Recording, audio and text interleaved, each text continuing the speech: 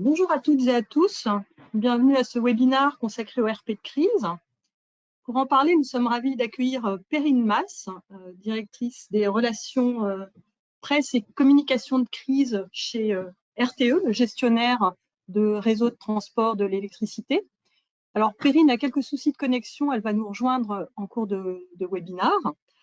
Nous accueillons également Véronique Perrin, fondatrice de l'agence VPstrat, spécialisée dans la communication de… Bonjour Véronique, vous êtes spécialisée dans la communication de crise et les situations spéciales, pardon, c'est bien ça. À nos côtés également Louis Lespina, qui est compte manager chez Digimind, le spécialiste mondial de la veille des médias sociaux. Bonjour Louis. Bonjour à tous. Arnaud Couturier, directeur études pour la partie France et Inter chez Onclusive. Bonjour Arnaud. Bonjour. Et pour ma part, je suis Yasmine Chérif, business partner chez Onclusive. Alors, je vais vous présenter Onclusive en quelques mots. Donc, Onclusive, c'est… Donc, je vais vous partager mon écran, pardon. Donc, Onclusive, c'est la réunion des 5 sociétés que vous voyez à l'écran. Donc, ce sont 5 acteurs majeurs de la communication et des relations médias. Donc, tout d'abord, l'ex-activité de Kantar Réputation, qui est spécialiste du monitoring et de l'analyse média. Onclusive, dont nous avons pris le nom, qui est une société basée aux USA et qui propose des solutions de veille analytique et d'analyse média sur de l'intelligence artificielle. La société PeerGlue, qui est une plateforme qui propose des outils de relations médias et de gestion des processus RP. Critical Mention, qui est spécialisée dans la veille média US, et notamment sur la partie audio et vidéo. Et Digimind, qui nous a rejoint récemment en juillet 2022, qui est spécialisée dans la partie social media. Alors, bon, en 15 minutes chrono, je vais essayer de brosser un portrait rapide des fondamentaux de la communication de crise. Et donc, déjà me présenter, je suis Véronique Pernin, donc je dirige l'agence VPstrat. On est une agence de communication de crise et de communication corporate que j'ai fondée il y a 15 ans. On est composé de spécialistes de la com de crise corporate et financière. Et parmi nos références, on a eu pas mal de gestion de crise ces dernières années. On a par exemple dans nos références Elio, la restructuration de Tati, la paire, Flunch, Thomas Cook France, voilà, des dossiers comme ça, Office Dépôt, etc. Alors en fait, on est plutôt sur de la communication quand même corporate de manière générale, mais aujourd'hui, je vais traiter de la communication de crise en général. Alors justement, qu'est-ce que la crise justement? La crise, alors il y a différentes déclinaisons de la crise. En fait, elles sont nombreuses. Il y a les risques industriels, accidents, explosions, pollution. Il y a les risques sociaux, grèves. Les risques économiques, dont on en traite beaucoup, c'est les redressements judiciaires, les PSE. Les risques corporate, gouvernance, démission, départ, scandale. Et puis les risques réputationnels que vous voyez tous beaucoup aujourd'hui dans les médias. Alors, qu'est-ce que c'est une crise? C'est d'abord un changement de paradigme pour l'entreprise, c'est-à-dire qu'on entre dans une situation de rupture, il y a un choc. Souvent, les intérêts se mettent à diverger. Et puis, il y a moins de rationalité parce qu'il y a de l'émotion, il y a une hypersensibilité des différentes parties prenantes. Il y a également une perte de confiance qui peut s'installer autour de l'entreprise. Et puis, bien sûr, le facteur temps qui s'accélère avec une urgence à traiter la situation. Il faut savoir que ce qui a changé ces dernières années, c'est qu'on est dans un environnement où tout va beaucoup plus vite. On a des chaînes d'information contenues, on a les réseaux sociaux, et tout ça, ça fait qu'il faut réagir extrêmement vite. Les conséquences d'une crise, il y a bien sûr les émotions, les peurs, les rumeurs et puis les fake news. C'est-à-dire qu'en fait, on se parle entre nous, les réseaux sociaux communiquent des informations qui sont fausses, etc. Donc, tout cela nécessite une autre façon d'aborder la communication qui est désormais appelée communication de crise. Ça n'est pas une communication classique, c'est une communication spécifique. Et là, il est préférable de se reposer sur des spécialistes externes en général parce qu'on est moins exposé à la situation, on a du recul. Ça permet de protéger les gens dans l'entreprise qui continuent souvent d'ailleurs leur fonction habituelle. Alors, la communication de crise, qu'est-ce que c'est ? Il faut savoir que, alors déjà, en situation de crise, tout l'écosystème de l'entreprise est touché. Il y a une très grande porosité qui s'installe entre la communication interne et la communication externe. C'est pas quelque chose qu'on peut traiter de manière vraiment différenciée, c'est-à-dire que, bien sûr, il y aura des éléments spécifiques en fonction des cibles, mais on aura toujours une communication tronc commun. Qu'est-ce que c'est la communication de crise? C'est d'abord expliquer aux parties prenantes les actions qui vont être mises en place pour réparer la situation. Alors d'abord les faits, rappeler les faits, qu'est-ce qui s'est passé? Les actions que nous mettons en place, dire ce que nous sommes en train de faire. Il faut également faire preuve de compassion. On le dit souvent, il y a un volet émotionnel, empathique, qui doit être bien sûr mis en place pour les personnes touchées, ça c'est très important. Et puis l'engagement. L'engagement, c'est avoir une posture de responsabilité et dire on va faire tout son possible pour résoudre la situation. Enfin, la transparence. Alors la transparence, c'est pas évidemment être transparent sur tout, mais en tout cas, c'est dire ce qu'on fait et faire ce qu'on dit. Voilà. Autre point important, c'est qu'une absence de communication peut ruiner les efforts faits par l'entreprise pour résoudre la crise. Donc, il est très important de mettre en place effectivement une communication quand on se retrouve en situation de crise.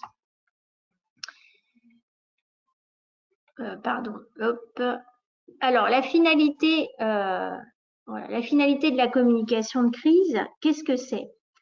Tout d'abord, il s'agit de maîtriser le plus possible ce qui se dit sur l'entreprise. Essayer de garder la main sur les éléments de langage, la communication qui va diffuser. C'est aussi éviter les phénomènes de sauve-qui-peut dans et autour de l'entreprise. Nous qui faisons beaucoup de communication corporate et financière, c'est quelque chose de très important. Si tous vos clients, prospects, fournisseurs se mettent à ne plus vouloir travailler avec vous, c'est une catastrophe économique aussi pour l'entreprise. C'est préserver et restaurer la confiance. Et puis, ne jamais oublier, encore une fois, que derrière ces situations, il y a des hommes, des femmes, des familles. Je pense notamment, évidemment, à toutes les crises, que ce soit industrielles ou économiques. Donc, on doit faire preuve vraiment d'écoute, d'aide et d'empathie. Le but, c'est vraiment de préserver la confiance. La communication, dans ce cadre-là, c'est véritablement un ensemble de techniques et de méthodes.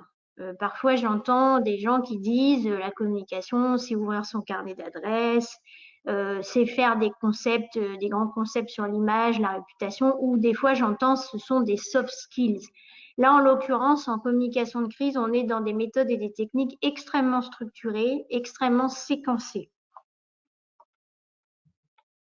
Les grands principes de la communication de crise, c'est l'anticipation. Donc, ça passe par le fait de prévoir des guides de procédure de com de crise, préparer quand on sait qu'on va devoir annoncer quelque chose de difficile, préparer les éléments de langage, etc., etc. Bon.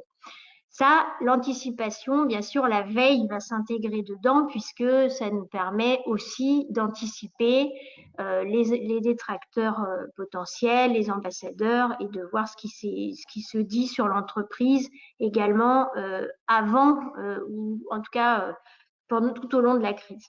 Réactivité pour éviter la propagation des rumeurs et prendre la maîtrise des messages, ça c'est très important. Cohérence pour canaliser les différentes sources et maîtrises, rigueur pour maîtriser les messages et confidentialité parce qu'il y a de nombreux cas où, malgré tout, vous êtes obligé de garder une forme de confidentialité sur certaines choses. On se doit de dire la vérité, mais parfois on ne peut pas être transparent sur tout. Alors, quelles actions mettre en place? Il est évident qu'à chaque crise, sa communication. En revanche, il y a quand même des fondamentaux qui reviennent et on va voir quelles sont les grandes actions qui sont incontournables. Première grande action, c'est mettre en place une veille média, réseaux sociaux pour pouvoir être réactif. Bon, là, j'ai mis une copie d'écran, c'est un exemple de veille qu'on a pu avoir sur Micromania, par exemple.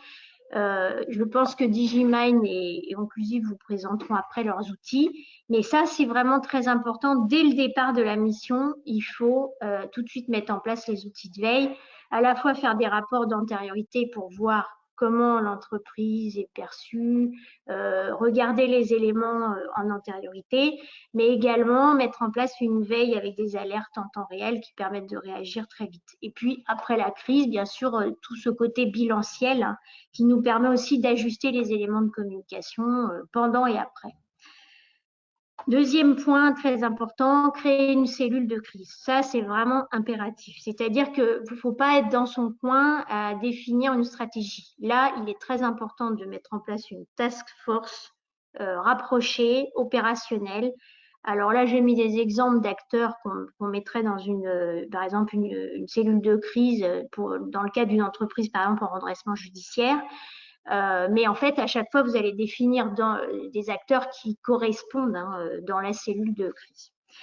Dans cette cellule, elle est très importante. Pourquoi? Parce qu'elle permet d'une part de se mobiliser rapidement, de réfléchir en collectif, c'est-à-dire qu'on se met en intelligence collective, où chaque acteur a son prisme, son expertise et apporte en fait ses éléments qui permettent de définir une stratégie qui est pensée collectivement. Ça permet de partager l'information, ça permet de se coordonner très vite et ça permet de valider les éléments ensemble. Ça, c'est très important. On crée en fait une cellule qui permet de réagir sur les éléments de crise rapidement. Donc, juste un point quand même, c'est que tous les cas de situation de crise où j'ai vu justement cette cellule ne pas être mise en place ou ne pas être respectée dans sa manière, sa mise en œuvre, nous avons vu que la crise, en fait, était mal gérée parce que souvent, il y a une démultiplication, en fait, des éléments de langage et on n'arrive pas à créer de cohérence.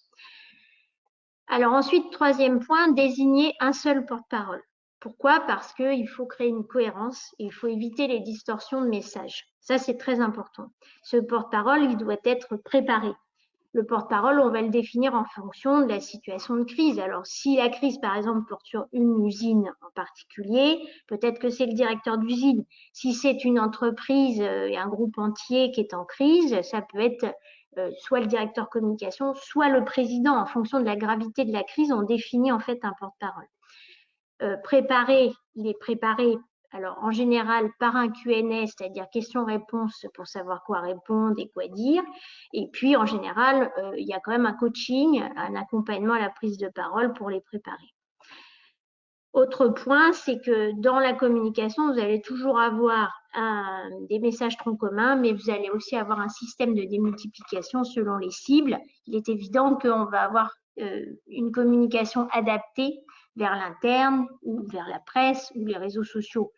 À chaque fois, ce sont des adaptations du message tronc commun pour en fait s'adresser à chacune des cibles. Quatrième point, on va établir la stratégie de communication. La stratégie de communication, c'est très important parce que, en fait, c'est bien évaluer les enjeux de la communication, les points de vigilance, regarder la veille d'antériorité, établir des scénarios. Et puis, il y a tout ce séquencement de la communication qui est très important. En matière de communication de crise, il est très important d'être toujours devant, de parler en premier, si c'est possible. Parce que si vous laissez les autres parler à votre place, vous êtes sûr qu'ils ne communiqueront pas les messages que vous souhaitiez faire passer. Donc, le séquencement de la com, il est très important. Et la stratégie, elle doit être définie tout de suite avec la cellule. Est-ce qu'on est en communication proactive ou est-ce qu'on est en défensif, par exemple? On va établir des éléments de langage cohérents. Donc, là, il faut aller très vite. Souvent, c'est statement de l'entreprise ou communiqué. En défensif, les questions-réponses pour savoir ce qu'on répond en cas de question. Et puis, il faut traiter la cible des managers de façon spécifique parce que les managers, leur rôle, c'est d'encadrer et c'est une cible qui permet la démultiplication des messages. Donc là, en général, on met en place un FAQ. FAQ, questions-réponses dédiées. Autre point important que nous voyons dans les situations de crise, les chiffres. souvent les chiffres sont un peu baladés et il n'y a pas toujours de cohérence. Ça, c'est important donc d'établir quelques slides ou peut-être une slide qui redonne bien les chiffres qu'on va donner. Ça, c'est très important pour que tout le monde ait les mêmes chiffres. Souvent, c'est quelque chose qui est oublié. Quelques recommandations, parler vrai, simple aux équipes, utiliser des termes pédagogiques et puis toujours faire preuve d'empathie. La communication média, elle est importante, vous le savez, c'est la communication qui est la plus visible. On sait aussi qu'elle ne se maîtrise jamais à 100%. Donc, que faire? Bien sûr, il y a des techniques. Déjà, donner les bons éléments de langage pour permettre aux journalistes de rédiger leurs articles avec des éléments factuels, vérifiés, justes. Hein, on n'est pas dans la manipulation, on est dans des éléments factuels parce qu'on veut recréer de la confiance. Protéger l'entreprise, c'est-à-dire qu'en général, en tant qu'agence, on a tendance à filtrer les demandes pour savoir à l'avance ce qui va être posé comme question. Choisir ses journalistes relais, il y a quand même des stratégies qui vous permettent, quand vous prenez la maîtrise de la communication, de définir peut-être à un moment donné, ça peut être de définir un média ou un journaliste qui va relayer vos messages en premier.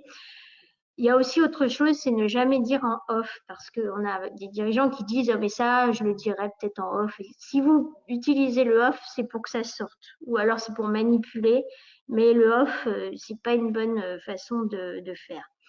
Après, sur nous, nos communications corporate, il y a un joker qui est assez pratique quand on ne veut pas répondre à quelque chose, c'est de ne pas commenter une procédure en cours. Quand on a effectivement une procédure judiciaire ou juridique, ça c'est un élément utile. Les réseaux sociaux, il faut mettre en place des Q&A là aussi adaptés aux réseaux sociaux.